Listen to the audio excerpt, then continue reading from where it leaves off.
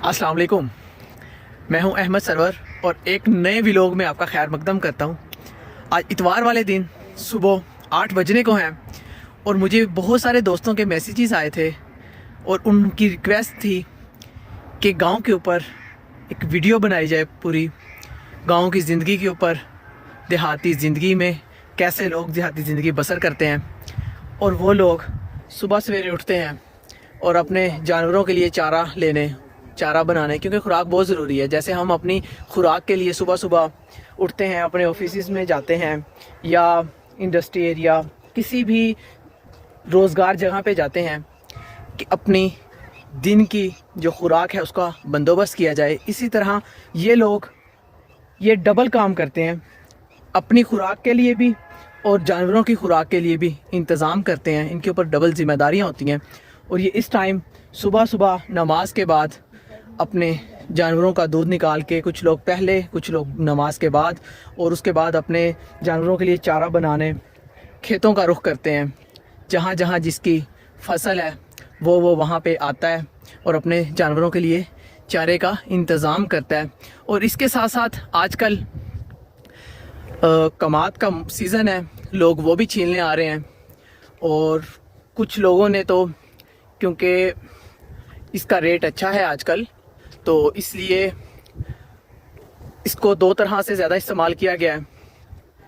एक तो ज़्यादातर लोगों ने इसको इसी तरह ही, इसको कोई इसकी छिलाई नहीं की, काट के लोड करके जो डेयरी फार्म वाले हैं वो ले जाते हैं, अच्छा रेट मिल जाता है उनको भी। और एक इस्तेमाल वही जो इसकी छिलाई करके उसके पत्ते वगैरह जो हैं वो जो फार्मर्स हैं जिन्होंने भैंसें वगैरह रखी हैं वो ले जाते हैं, और जो कमाद होता है उसको रख देते हैं, उसको लोड करके फिर शुगर मिल में लेके जाया जाता है। उसके बाद चीनी वही यहाँ से बेसिकली आपको कहने का या दिखाने का मकसद यही है कि सारा कुछ यहीं से जाता है। यहाँ से जाके इसको एक प्रोसीजर में से गुजार के देन यही मार्केट में आ जाती है चीनी बन के। तो ये कमाद की ही तो बनती है, इसके अलावा तो कोई चीज़ नहीं है जिसकी बनाते हैं। तो ये लोग जो यहाँ पे मेहनत करते हैं, पाकिस्तान की इकोनॉमी को चलाने के लिए इनका बड़ा किरदार है। ये नहीं है कि ये लोग बिल्कुल देहात से बिलोंग करते हैं, इनको कुछ पता ही नहीं है। ये हमारे लिए, अब देखें इधर जहाँ तक आपकी नज़र जा रही है गंदम लगाई हुई है, तो ये गंदम पाकिस्तान के लिए तो है। वैसे भी पाकिस्तान गंदम पैदा करने वाला दुनिया के लिहाज से 7वां बड़ा मुल्क आता है।